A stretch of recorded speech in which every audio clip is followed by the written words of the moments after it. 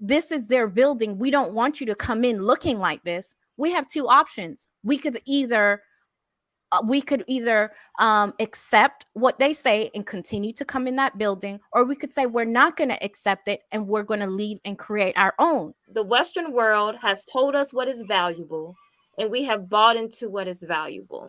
Because even when I think of what we consider to be of lesser value, or even other cultures, and even we call other places impoverished, like if we say Haiti or these places, we think of them being as impoverished. But when we think about what some of them are able to do, what we can't even do, the thing, like, what are we going to do that is of even more value as a community? Go Oh, ahead. yeah, before, just to piggyback, I guess, off of what Hanifa is saying. So what, or to answer what Hanifa is saying, you kept saying, when are we going to when are we going to, get out of the, shift, get out of the system and realize that we don't have to keep saying work 10 times harder. And I say to that, when we'll get out of that is when we start to create and to support each other. We have not created, in addition to, it can't be one or the other, and supported each other.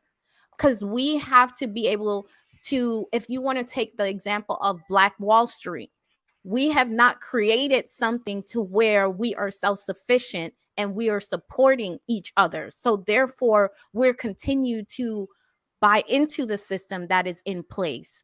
So if that system that is in place, it's like they created that building. So if they say, this is their building, we don't want you to come in looking like this, we have two options. We could either accept what they say and continue to come in that building, or we could say we're not going to accept it and we're going to leave and create our own. Has that happened since, let's say, like a Black Wall Street, on that level? I mean, we have not necessarily seen that we've created, and we've actually gathered together to say that we are going to continue to build this as our own. So therefore, we don't have to say, you can't walk in here with your hair like that, because we created this. So that's when it's going to stop. That's when we're going to say, we don't have to keep passing down these sayings to our kids or something like that. But until then, this is the system that is. And I feel we have no one else to blame. I feel we have no one else to blame but ourselves. Because just like Sherelle is saying, that we do have a lot of power. We do look at all the things that we do put our energy towards, right? We do have that power. And like my aunt said, that we are in a space where it's so detrimental.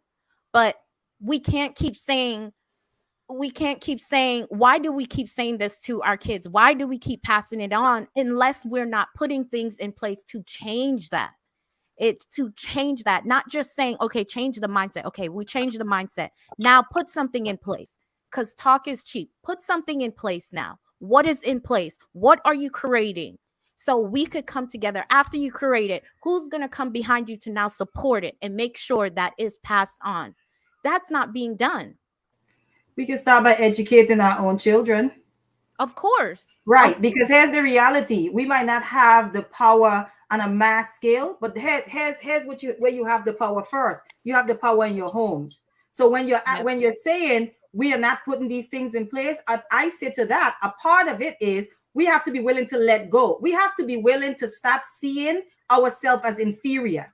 That's the first part. Because until you look and say, wait a minute, I could do that and probably better, until we could actually see that thing that we desire so much is actually destroying us and making us sick, we'll never begin to create our own. So, like, in fact, until we understand, right, what the education system in general, right, does to the mind of our children, Black boys in particular, okay, Black boys in particular, until we realize that, then we will never decide that we're going to homeschool our children. So when we discuss these things, we have to discuss exactly what the issue is, because some people are just living life and just participating and actually just trying to advance within the system that's actually making them sick, right? And actually destroying them from the inside out, right? Some people are just, they're not even noticing. So it's important that we point out specifically, how is this harming you? How is this harming your children? Because then when you see the harm, that's when you say, oh my, it's almost like seeing the ingredients on something and it's your favorite snack. Until someone because it might be this long behind word that you don't even know what it means, okay? And it could mean pig toes or something like that, right? And you it's your favorite snack until somebody says, you know what that is, and they take you to that and they give you the information, until you realize that this thing actually has poison in it, even though it's my favorite snack. You're not going to stop eating it. So it's important for us to point out what is the harm that's being done to us if we continue to plug in. And when I say plug in, I want to be clear. When I say unplug, I'm meaning unplug your value from these things. If I don't become this definition of successful, then I am a nobody. That is not true. When I say unplug, I'm talking about our value to where we don't feel good enough unless we are in close proximity. We have to be in their schools. We have to be in their neighborhoods, all of these things. So we have to see what the harm is. And then we could begin to, walk on those things. I think some of us are already doing it. But for me, the main thing is to work on what you can control. One, yourself.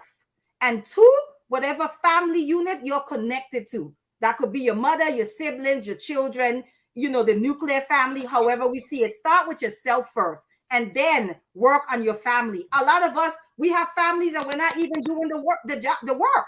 If you have a business, hire your children. I mean, we can go on and on.